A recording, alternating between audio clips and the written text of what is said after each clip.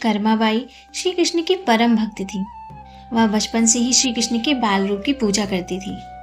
ठाकुर जी के बाल रूप से वह रोज ऐसी बातें करती थी जैसे ठाकुर जी उनके पुत्र हों और उनके घर पर ही वास करते हों।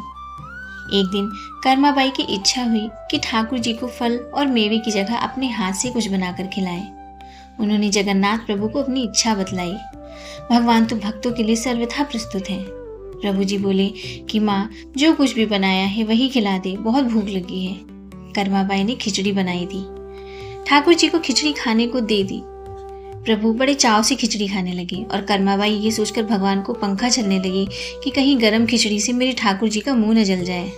संसार को अपने मुख में समाने वाले भगवान को कर्माबाई एक माता की तरह पंखा कर रही है और भगवान भक्त की भावना बेभाव विभोर हो रहे हैं। भक्त वत्सल भगवान ने कहा कि माँ, मुझे तो खिचड़ी बहुत अच्छी लगी, मेरे लिए आप रोज खिचड़ी पकाया करें, मैं तो यहीं आकर खाऊंगा। अब तो कर्माबाई जी रोज सुबह उठती और सबसे पहले खिचड़ी बनाती, बाकी सब कुछ बाद में करती थी। भगवान भी सुबह सवेरे दौड़े दौड़े आते थे। आते ही बोलते थे, माँ जल्दी से मेरी प्रिय खिचड़ी लाओ। प्रतिदिन का यह क्रम बन गया। भगवान सुबह सुबह आते, भोग लगाते और फिर चले जाते। एक बार एक महात्मा कर्माबाई के पास आए। महात्मा ने उन्हें सुबह सुबह खिचड़ी बनाते देखा तो नाराज होकर कहा, माता जी, आप यह क्या कर रही हैं? सबसे पहले नहा धोकर पूजा पाठ करनी चाहिए, लेकिन आपको तो पेट की चिंता सता रही है।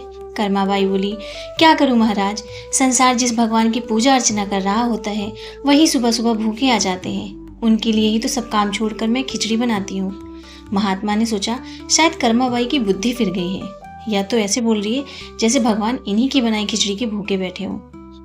महात्मा कर्माबाई को समझाने लगे, माता जी, तुम भगवान को अशुद्ध कर रही हो। सुबह स्नान के बाद पहले रसोई की सफाई करो और फिर भगवान के लिए भोग बनाओ। अगले दिन कर्माबाई ने ऐसा ही किया। जैसे ही सुबह हुई, भगवान आए और बोले, माँ मैं आ गया हूँ, खिचड़ी ले आओ।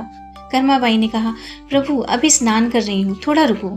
थोड़ी देर बाद भगवान ने फिर आवाज लगाई, जल्दी करो माँ, मेरे मंदिर के पट खुल जाएंगे, मुझे जाना है।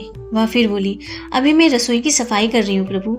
भगवान सोचने लगे कि आज माँ को क्या हो गया, ऐसा तो पहले कभी नहीं हुआ। फिर जब कर्माबाई ने खिचड़ी परोसा तब भगवान ने झटपट करके जल्दी जल्दी खिचड़ी खाई, परंतु आज खिचड़ी में रोज वाले भाव का स्वाद भगवान को नहीं लगा।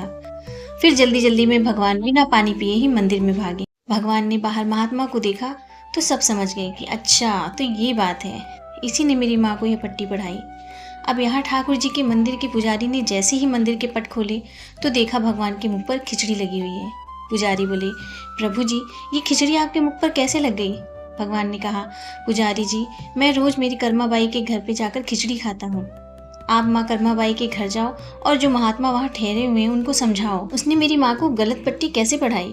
पुजारी ने महात्मा जी से जाकर सारी बातें कही कि भगवान भाव के भूखे हैं। यह सुनकर महात्मा जी घबराए और तुरंत कर्माबाई के पास जाकर कहा, माता जी माफ करो, यह नियम धर्म तो हम संतों के लिए है। आप जैसे पहले खिचड़ी बनाती हो वैसे ही बनाएं, आपके भाव से ही ठाकुर जी खिचड़ी खाते रहेंगे।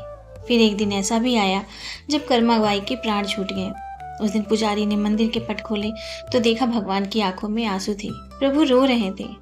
पुजारी ने रोने का कारण पूछा तो भगवान बोले, पुजारी जी, आज मेरी माँ कर्माबाई इस लोक को छोड़कर मेरे निज लोक को विदा हो गई हैं, अब मुझे कौन खिचड़ी बनाकर खिलाएगा।